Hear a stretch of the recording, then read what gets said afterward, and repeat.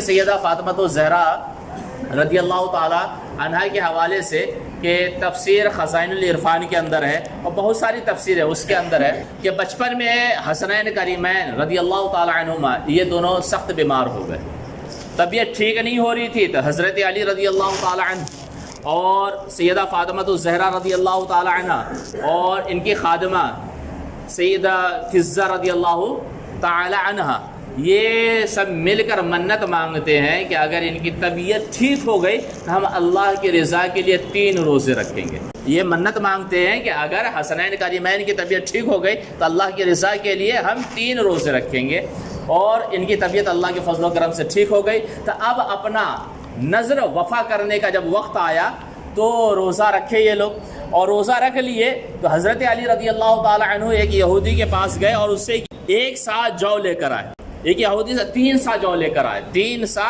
جو لے کر آئے، اور سیدہ فاطمہ الزہرا رضی اللہ تعالی عنہا 1 سا یعنی 4 کلو میں 160 گرام کم، 1 سا کا مطلب 4 کلو میں 160 گرام کم تینوں دن اتنا کیا کی ہے، جو کی روٹی بنائی۔ حضرت علی رضی اللہ تعالیٰ نے یہودی کے پاس سے کیا 3 سا جو لے کر آتے ہیں، سیدہ فاطمہ الزہرا رضی اللہ تعالیٰ عنہ تینوں دن کیا 1 سا جو کی روٹی بناتی ہیں۔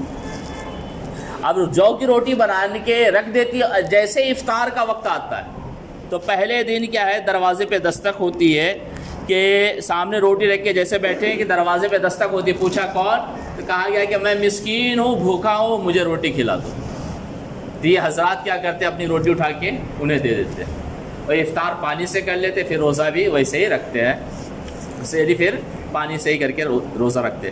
دوسرے دن پھر روزہ رکھتے، روٹی بنائی گئی، اور جیسے افطار کا وقت ہوا پھر اس کے بعد دروازے پہ کیا دستک ہوئی، پوچھا کون ہے، تو کہا گیا کہ یتیم ہوں، بھوکا ہوں، مجھے کھانا کھلا دو۔ پھر روٹیاں اٹھا کے یتیم کو دے دی گئی۔ پھر تیسرے دن بھی ایسا ہوا کہ جیسے روٹیاں پکا کے رکھے، افطار کا وقت آیا، دروازے پہ دستک ہوئی، پوچھا کون، کہا گیا کہ قیدی ہوں، بھوکا ہوں، مجھے کھانا کھلا دو۔ تو تیسرے دن بھی یہ روٹیاں اٹھا کر کسے دے دیے، بھوکوں کو دے دیے، اور تینوں دن یہ افطار کس سے کر رہے تھے، پانی سے کر رہے تھے۔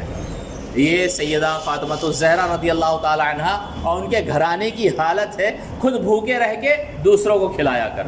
اگر ہمارے دروازے پہ کوئی آ جائے، یہ خود بھوکے رہ کے دوسروں کو کھلایا کرتے ہیں، اگر ہمارے دروازے پہ کوئی آ جائے تو ہم یہ کہیں ہم تو خود روزے سے، تمہیں کیا کھلائیں۔ ان کی زبان پہ یہ بات نہیں تھی، بلکہ یہ اگر آ گئے ہو ہمارے در پہ، دروازے پہ، تو اب خالی نہیں جاؤ گے۔ اور حقیقت یہ ہے، رب کی راہ میں جو خرچ کرتا ہے، رب کی راہ میں خرچ کرنے سے کسی کا مال کم نہیں ہوتا، اور جو رب کی رضا کے لیے خرچ کرے تو اللہ تبارک و تعالیٰ اسے دنیا میں بھی بہترین بدلہ دیتا ہے، اور آخرت میں تو اس کے وارے نیارے ہوں گے ہی۔ کہا ہے خرچ کرنے والے کی مثال دنیا میں کنویں کی طرح ہے کہ کنویں سے جتنا پانی نکالتے جاؤ گے اتنا ہی پانی نکلتا آئے گا، اور کنویں کا پانی کم نہیں ہوتا، بلکہ 100 ڈول نکال لیے تو پھر 100 ڈول پانی نکل آتا ہے زمین سے۔ لیکن کنویں سے پانی نکالنا چھوڑ دیا جائے تو 1 سال تک اگر پانی ویسے ہی رہا تو وہ پانی بھی خراب ہو جاتا ہے، وہ پانی اتنے ہی کا اتنا رہتا ہے۔ اس لیے کہا گیا ہے کہ اللہ کی راہ میں جب خرچ کرنے کی بات آ جائے تو پیچھے نہیں ہٹنا چاہیے۔ یہ نہ دیکھیں کہ جیب میں کتنا ہے، بلکہ یہ دیکھیں رب نے مجھے محتاج نہیں بلکہ دینے والا بنایا، لینے والا نہیں بلکہ دینے والا بنایا۔ کسی کو در پہ بھیجا ہے تو مطلب یہ ہے کہ اللہ تبارک و تعالیٰ مجھے آزمانا چاہتا ہے کہ دیکھیں میرا بندہ میری رضا کے لیے اسے کچھ دیتا ہے کہ نہیں۔ تو جو بھی در پر آ جائے، اگر اس کے ہاتھ اٹھ جائے سوال کے لیے تو خالی نہ جانے دے، اپنی استطاعت، اپنی حیثیت کے اعتبار سے کچھ نہ کچھ اسے دے ہی دے۔ اور یہ بھی یاد رکھیں کہ ہمارا جو دینا ہوتا ہے رب کی رضا کے لیے۔ ہماری زندگی بھی ہے، ہم زندگی جیتے بھی ہیں تو رب کی رضا کے لیے، اور ہم جو کماتے ہیں رب کی رضا کے لیے، نماز بھی پڑھتے ہیں رب کی رضا کے لیے۔ تو اگر دیں تو رب کی رضا کے لیے، اس کا بدلہ رب دے یا نہ دے یہ اس کے دست قدرت میں۔ پھر اس کے بعد ایک چیز یاد رکھیں کہ غریب کو جب ہم دیتے ہیں، محتاج کو ہم جب دیتے ہیں تو ہمارا دینا اس کے اوپر احسان نہیں ہے، بلکہ اس کا مال قبول کر لینا اس کا احسان ہمارے اوپر ہے، کہ ہم نے دنیا کا حقیر مال دیا تھا جس کی کوئی حیثیت نہیں ہے رب کی بارگاہ میں، مال و زر کی کوئی حیثیت اور کوئی وقاعت نہیں ہے رب کی بارگاہ میں۔ ہم نے وہ چیز اس کے جھولی میں ڈالی تھی، لیکن وہ جیسے ہی قبول کر لیا، اسے قبول کرتے ہی اللہ کی رضا ہمیں مل جاتی ہے۔ تو اللہ کی رضا جیسی نعمت چند روپے خرچ کر کے اگر حاصل ہو سکتی ہے تو پھر ہر مومن کو چاہیے کہ اس معاملے میں وہ آگے دکھائی دے، پیچھے دکھائی نہ دے۔ شیخ الحدیث علامہ عبد المصطفیٰ اعظمی علیہ رحمہ، اور یہ مسئلہ سمجھیے گا، جو مسئلہ سمجھا رہا ہوں یہ مسئلہ سمجھیں گے تو بہت ساری چیزیں کلیئر ہوں گی، کہ شیخ عبد المصطفیٰ اعظمی علیہ رحمہ فرماتے ہیں کہ نظر و منت شریعت میں کسے کہتے ہیں؟ اب سوال یہ ہے نا کہ نظر کسے کہتے ہیں، منت کسے کہتے ہیں؟ آپ بہت زیادہ ہی سنے ہوں گے کہ اس نے منت مانگی ہے، کیا پورا کرے یا نہ کرے، تو آپ یہ سنیں کہ نظر دو طریقے، ایک نظر شرعی ہے، ایک نظر لغوی ہے۔ اب نظر کہتے کسے ہیں؟ تو عبد المصطفیٰ اعظمی علیہ رحمہ فرماتے ہیں کہ نظر شریعت میں اس عبادت کے کام کو کہتے ہیں جو بندہ خود اپنے اوپر لازم کر لے۔ شریعت کے اندر عبادت کے اس کام کو کہتے ہیں کہ بندہ خود اسے اپنے اوپر لازم کر لیتا ہے۔ مثلا یہ کہا کہ میرا فلاں مقصد پورا ہو گیا تو میں اتنی رکعتیں نفل نماز پڑھوں گا۔ نفل نماز اس کے اوپر لازم تو نہیں ہے، لیکن یہ لازم کر رہا ہے کہ اگر یہ کام پورا ہوا تو میں اتنی رکعتیں نفل نماز پڑھوں گا، تو وہ کام جیسے ہی پورا ہوگا ویسے اس کے اوپر اتنی رکعتیں نفل نماز پڑھنا لازم ہو جائیں گی۔ یا یہ کہے کہ میں اتنے روزے رکھوں گا، یا اتنے مسکینوں کو خدا کی رضا کے لیے میں کھانا کھلاؤں گا، یا کوئی بھی نیک کام کروں گا، اگر ایسا کہتا ہے تو اسے کیا کہتے ہیں؟ نظر کہتے ہیں۔ پھر آگے کیا مفتی احمد یار خان نعیمی علیہ رحمہ فرماتے ہیں کہ نظر کا معنی غیر واجب عبادت کو، غیر واجب وہ عبادت جو واجب نہیں ہے، غیر واجب عبادت کو اپنے اوپر واجب کر لینا، یہ نظر کہلاتا ہے۔ جو عبادت واجب نہیں ہے، جیسے نفل آپ کے اوپر ہمارے اوپر لازم نہیں ہے، واجب نہیں ہے، میں کہوں کہ اگر میرا یہ کام ہو جائے گا تو میں 10 رکعتیں نفل نماز پڑھوں گا، تو مطلب 10 رکعت نفل نماز اپنے اوپر واجب کر لیا۔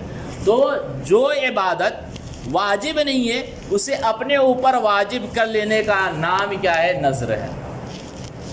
اب نظر شرعی کسے کہتے ہیں وہ دیکھیں، یہ بات سمجھ میں آئے گی۔ نظر کسے کہتے ہیں؟ غیر واجب عبادت کو اپنے اوپر لازم کر لینا۔ غور سے دھیان سے سننا ہے، غیر واجب عبادت کو اپنے اوپر لازم اور واجب کر لینے کا معنی کیا ہے؟ نظر ہے، منت۔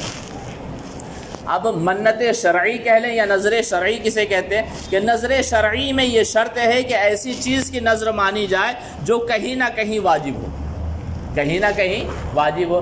جیسے نماز کی مان رہے تو نماز واجب ہے، روزے کی مان رہے ہیں روزہ بھی واجب ہے۔ تو نظر شرعی میں ضروری ہے کہ ایسی عبادت کی نظر مانی جائے جو کہیں نہ کہیں واجب ہو، کہیں نہ کہیں واجب ہو۔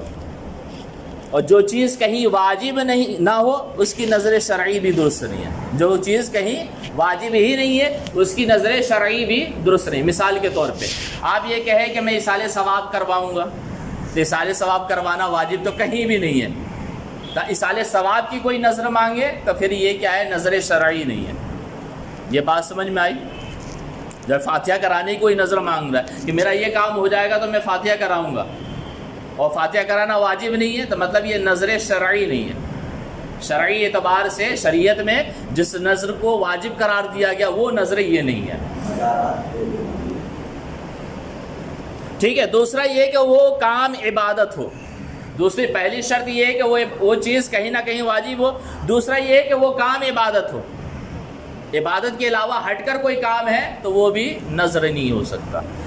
تیسری شرط یہ کہ خالص اللہ کی رضا کے لیے نظر مانی جائے، منت صرف اللہ کی رضا کے لیے ہو، کسی بندے کے لیے نہ ہو، کیونکہ نظر شرعی عبادت ہے اور عبادت صرف اللہ تعالیٰ کے لیے کی جاتی ہے۔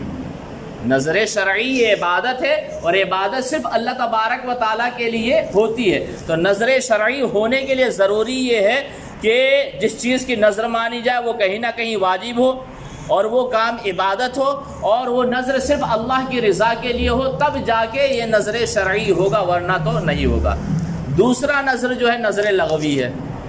لغوی یعنی لغت کے اعتبار سے، زبان کے اعتبار سے، ہمارے عرف کے اعتبار سے ہم اسے نظر کہتے ہیں، اور وہ نظر کیا ہے؟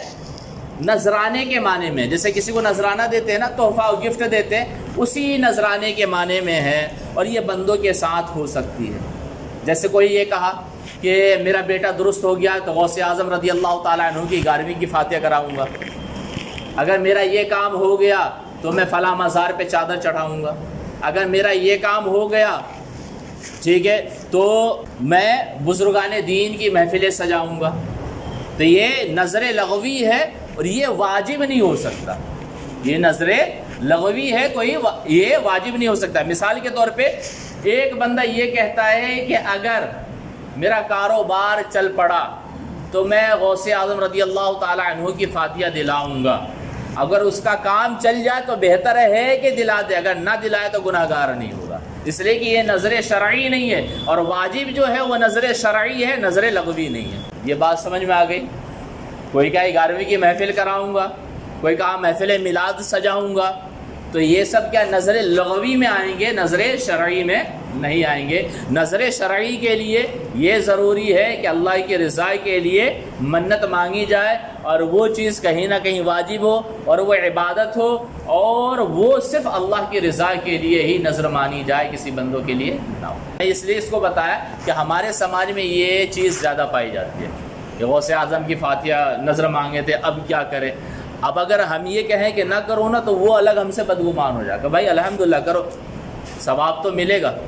اور غوث اعظم رضی اللہ تعالی عنہ کی محبت تو جاگے گی، اور جس کے دل میں اللہ کے ولیوں کی اور نیک بندوں کی محبت ہوتی ہے، اللہ تبارک و تعالیٰ اپنے ولیوں کا فیض بھی اسے عطا فرما دیتا ہے۔ اس لیے کہا گیا نیک بندوں سے محبت کرو تاکہ نیکوں کا فیض ہم تک پہنچے۔ یہ بات سمجھے؟ ایک سمپل سی بات ہے، کمینے کے پاس رہ کے انسان کمینہ بن جاتا ہے، تو نیکوں کے ساتھ رہے اور نیکوں کی یاد میں رہے، نیکوں کی محبت میں رہے، تو اللہ تعالیٰ کیسے اسے نیک نہیں بنائے گا۔